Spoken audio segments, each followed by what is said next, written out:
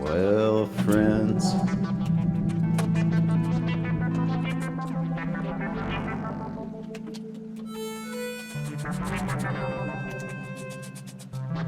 the story that I'm about to relay is not a story of woe nor dismay, but be that as it may, it was an awful day for a while. See, Nerfy ordered a big, fancy synthesizer, and he thought he'd save a couple $100 by getting it used instead of buying it from somebody like, I don't know, Alto Music or Sam Ash.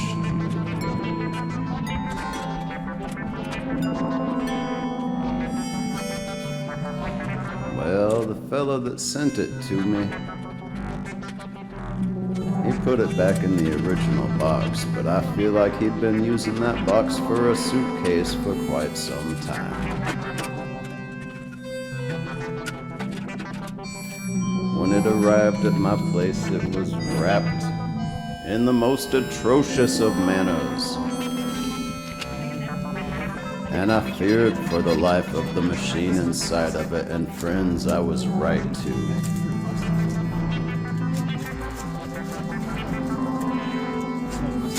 What part of the country were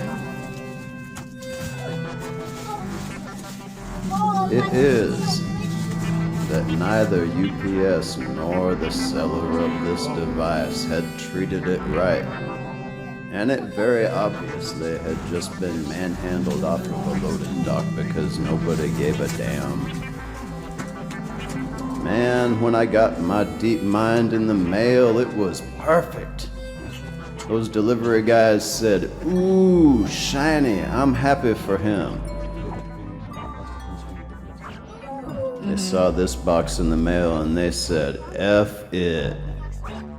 35 pounds of bullshit." Anyway, here's the result.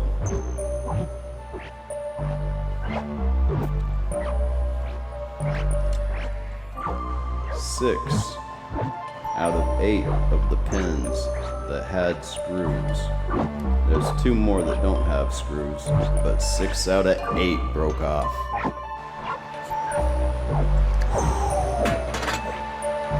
The seller was really good about responding. He offered me money off when I told him in the first place that metal case was touching one of the keys, making that high C so it could rub against it and stick down. Oh man, I wanted to cry. I wanted to cry. I thought, what a shame that this dummy packaged it poorly. And now I gotta Gorilla Glue back this beautiful Fatar keyboard that was half of the point of buying this instrument. They murdered my favorite part of my desert island synthesizer. But it looked like to me, it looked like just maybe the right glue and some love might get a few more months out of that keyboard. Now after putting the Gorilla Glue on, I didn't have no what was that stuff? 2P10. I didn't have 2P10, or I would have gone with that. That's excellent. Good starting point. But Gorilla Glue properly applied will do the job. And I came close to applying it right. And after that, a little bit of Boodalai in, which my wife tells me is in Cantonese, sounds like not come off. So anyway, it's a great electronics glue, like B7000. I just ran legs of that up and down around there to make sure that there was a little extra structure on those posts I put back on. Now here's the part where it gets weird.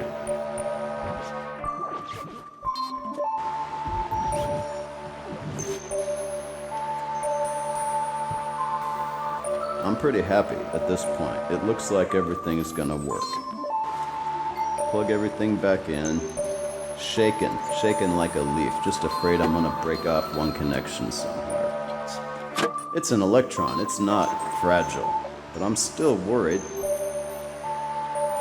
And I have literally just janked this thing back together over the course of an afternoon, so I'm hoping that everything works.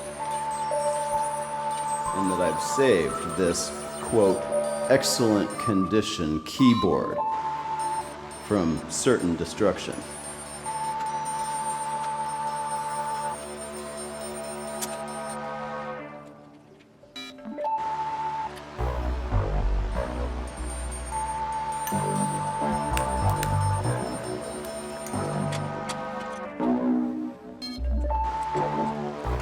Well, I get those 8 screws back in the bottom of it.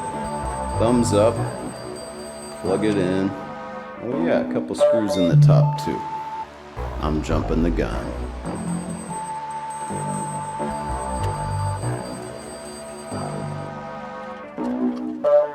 Oh, but I'd better jump the gun so I can get to the end before the music runs out. Okay, so at this point I put the face back on, and I'm gonna stick that headphone jack in there, but when I do, I realize that I hadn't even looked that close, and there is, in fact, no bolt, no nut on the back of this headphone jack, and the jack itself is split.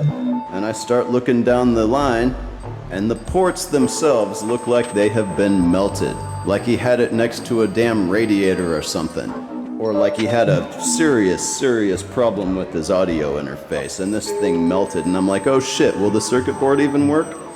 So, at least one of the stereo outputs I couldn't even get a jack into. Anyway, long story short, I complained to him that he had sold me a stinker in the first place. I got a little nasty. Just a little. And then I apologized when he was real nice about it.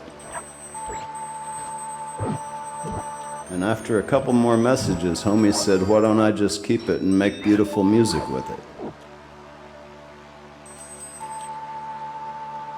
I'm glad my mom taught me to apologize when I'm wrong.